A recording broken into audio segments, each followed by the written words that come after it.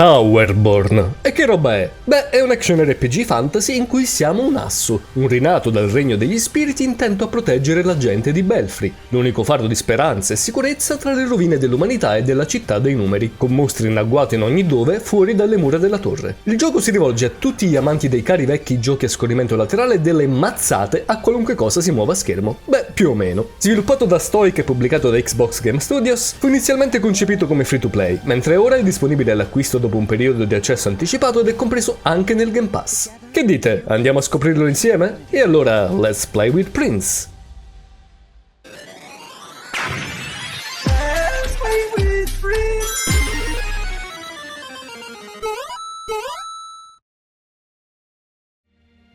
Eccoci al menu ragazzi. Come dice lo stesso gioco, vedete questo titolo è una versione preuscita, quindi è ancora una game preview, non è uscito del tutto dall'accesso anticipato e quindi non aspettiamoci in qualche modo che questo sia il prodotto finale, che si spera arriverà poi pian piano anche su tutte le piattaforme.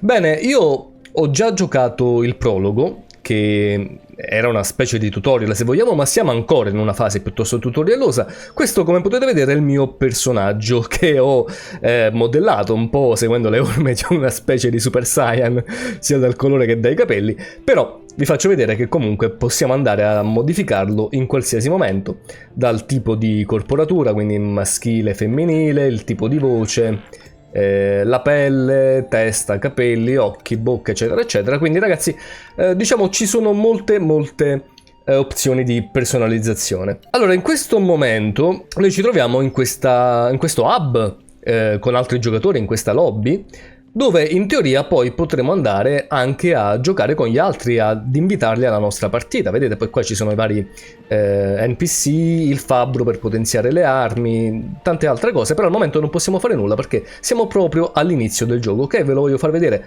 dall'inizio e dobbiamo andare a parlare con questa donnona, Paloma, che ci sta aspettando.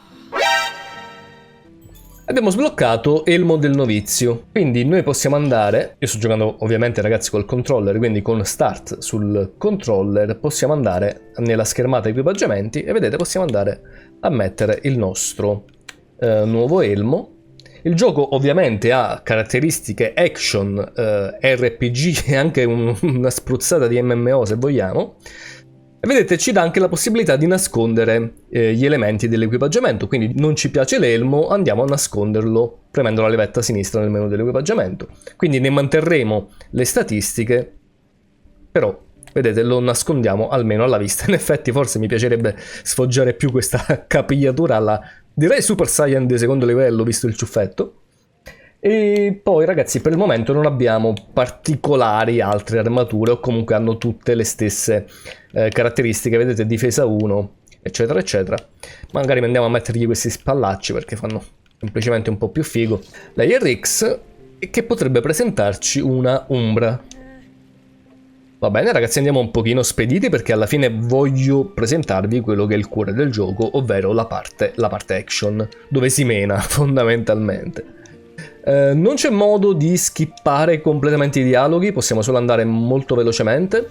E intanto abbiamo sbloccato, vedete, una specie di companion che è Iska, che devo dire è una meccanica, questa delle Umbra, questi companion, che mi ha ricordato un po' il più celebre Castle Crushers, no? Perché siamo sempre nell'ambito dei brawler a scorrimento. Nel caso delle Umbra sono entità del regno degli spiriti che possono essere evocate per aiutare in battaglia con il grilletto destro e le possiamo equipaggiare dal menu equipaggiamento. Quindi andiamo nell'equipaggiamento ed ecco qui la nostra Umbra che, come vedete, possiamo andare ad equipaggiare, ci sono tutte le statistiche, i tempi di ricarica eccetera eccetera. Quindi andiamo ad equipaggiarlo, esatto, credo che l'abbia messo, dico bene, sì, e lo vedete che ci accompagna fluttuando accanto al nostro personaggio. Allora, nella mappa del mondo possiamo giocare solo in una piccola area attorno al campanile per adesso, e poi ci sono i bordi rossi che indicano il livello di pericolo che prima o poi dobbiamo sbloccare eccetera eccetera per andare alle regioni sempre più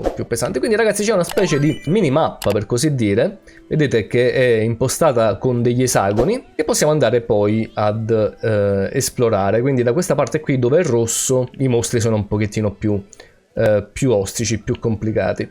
In questo caso dobbiamo spostarci da questo piccoletto, in questo esagono, dove vedete ci sono anche altri giocatori al momento, andiamo ad interagire e abbiamo imparare le basi, ok? Perché siamo, come vi ho detto, ancora in fase di tutorial. Possiamo scegliere il livello di pericolo della missione, che al momento è al massimo il livello 1, e si sta avviando.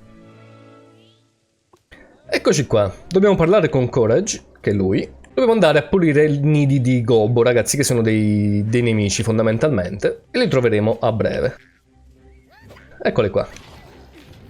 Allora, il gioco, ragazzi, come vi ho detto, essendo che ha delle meccaniche un po' RPG, a un certo punto ci permetterà anche di potenziarci in 4 classi diverse, il che rende tutto molto più interessante, più spicy se vogliamo.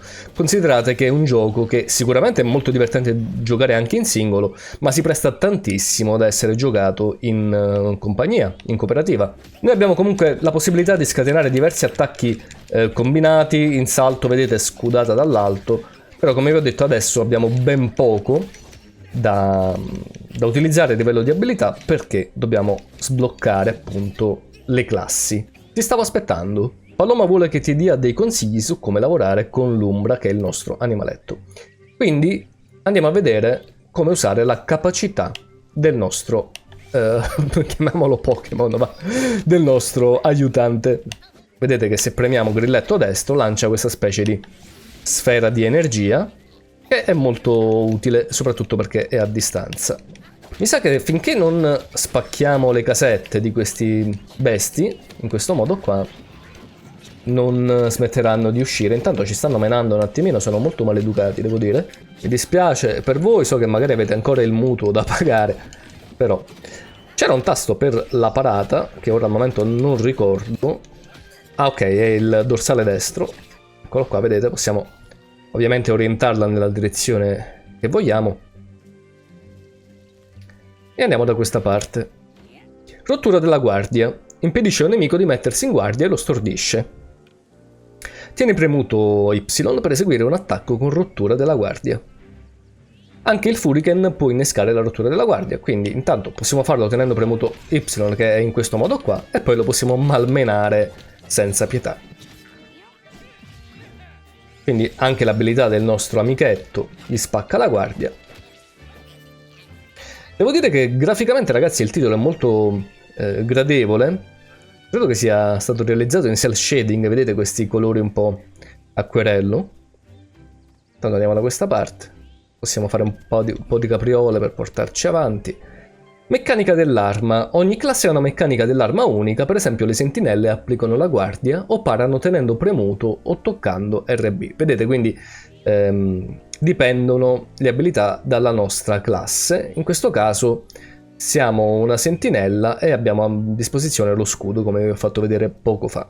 Andiamo a malmenare anche questi altri gobi e proviamo, vedete, a difenderci. E tra l'altro, se lo facciamo con un certo tempismo, parte anche il contrattacco, così, che stordisce brevemente l'avversario.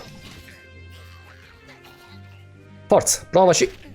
Ok, non è che ci ha provato, ci è riuscito. Mi ha dato una cinquina con tanto affetto. Nel senso che mi ha affettato con gli artigli. Ci stanno facendo un po' il sederino, devo dire. Abbiamo la salute abbastanza bassa. E sconfitta, ragazzi. Mi piacerebbe dirvi che mi sono fatto sconfiggere da solo per farvi vedere un pochettino come funziona, ma effettivamente sono una pippa e mi hanno sconfitto lo stesso. Vedete, comunque anche nel caso di una sconfitta riceviamo comunque delle ricompense. In questo caso abbiamo ricevuto degli stivali da novizio e comunque dei punti esperienza. Siamo saliti a livello 3 e abbiamo ottenuto un power up in termini di punti salute massimo, punti abilità, eccetera eccetera. Quindi abbiamo ottenuto i nostri primi punti abilità e la prima abilità equipaggiabile. Puoi usare i punti A per equipaggiare le abilità sbloccate andando su asso e abilita nel menu. Quindi possiamo tornare al campanile, alla lobby fondamentalmente, e possiamo andare a potenziare il nostro personaggio, vedete, anche se non abbiamo portato a termine la missione. Ovviamente dovremo ripeterla per terminarla, perché comunque il nostro obiettivo è di completare 2 missioni sulla mappa del mondo. Allora, intanto una piccola panoramica delle varie classi. Come vedete, la sentinella, che è quella che abbiamo usato finora, usa la capacità dell'arma per bloccare e parare gli attacchi, usa spada e scudo, possono incrementare valore e ampliare ulteriormente le capacità di combattimento. Poi c'è il piroclasto, che è tipo una specie di guerriero dedicato tutto all'attacco. Poi c'è lo spaccaroccia, che usa, vedete, questi guantoni un po' alla League of Legends, per capirci. E poi c'è il Fendiombra, che sarebbe tipo l'assassino, il ladro, come lo volete chiamare voi, che attacca velocemente con 2 pugnali e ha la capacità finta d'ombra che gli permette di comparire e scomparire dalla battaglia, quindi fare attacchi furtivi e tutte queste belle cosine bastardelle. Allora io direi di andare a selezionare per il momento lo spaccaroccia, perché è quello che diciamo così, mi incuriosisce di più, e poi vedete con i punti abilità possiamo andare ad assegnare appunto delle abilità. Come meccanica di base dell'arma dello spaccaroccia, come abbiamo visto, abbiamo il pugno esplosivo, e poi per andare a sbloccarne di altre dobbiamo ovviamente giocare con quella classe. Quindi vedete, possiamo andare ad esempio a sbloccare delle abilità con la sentinella, perché l'abbiamo comunque portata a livello 3, mentre con le altre classi dobbiamo andare a giocarci di più per farle salire poi singolarmente di livello. E ci riproviamo, ragazzi, questa volta muniti di super guantoni da box. Vedete come siamo anche molto più fighi, oserei dire. E ovviamente visto che non abbiamo più lo scudo della sentinella, adesso abbiamo l'abilità del pugno esplosivo. Vedete, la possiamo caricare anche leggermente di più, così. Quindi immaginate comunque di giocare magari con i vostri amici e ognuno usa un equipaggiamento diverso, abilità diverse, classe diversa. Diventa tutto molto, molto figo, ragazzi. Se vi piace il tipo di gioco, di combattimenti a scorrimento, io direi che sono abbastanza appassionato fin dai tempi degli antichi, quelli di Final Fight, di Golden Axe, sapete? Ma anche semplicemente più recentemente con Castle Crashers, che era un gioco molto molto divertente da giocare, soprattutto in compagnia. Devo dire che è di una soddisfazione unica prendere questi nemici con queste pugnoni in faccia che sembrano avere una cattiveria. Guardate, bam! Proprio. Addirittura poi fa le mosse da wrestling quando saltiamo e premiamo Y, guardate. Tipo, non so come si chiami questo in gergo tecnico nell'ambito wrestling, però insomma è veramente veramente figo. Ok ragazzi, abbiamo spaccato tutte le capanne, ci stanno ringraziando, però ci sono brutte notizie. C'è un gobbo enorme che sembra guidare gli altri. Fai attenzione. Intanto abbiamo diritto alla nostra ricompensa. Vittoria. Ok. E ce l'abbiamo fatta. Vedete i pugni, ragazzi, ho i pugni nelle mani. Era tutta una questione di arma da utilizzare. Sono nato pugile. Allora, abbiamo sbloccato la mazza da guerra del cannoniere, pugnali della milizia, cintura del novizio, stivali del novizio e stivali da recluta, che vedete sono armi e vestiti, per così dire, indumenti per le varie classi. Perfetto. Quindi ragazzi siamo passati di livello, spaccaroccia di livello 2, e quindi ragazzi potete ben immaginare che il gioco ci spinge magari a cambiare classe di volta in volta per andare a livellarle tutte ed avere ogni volta comunque un po' di varietà in termini di gameplay.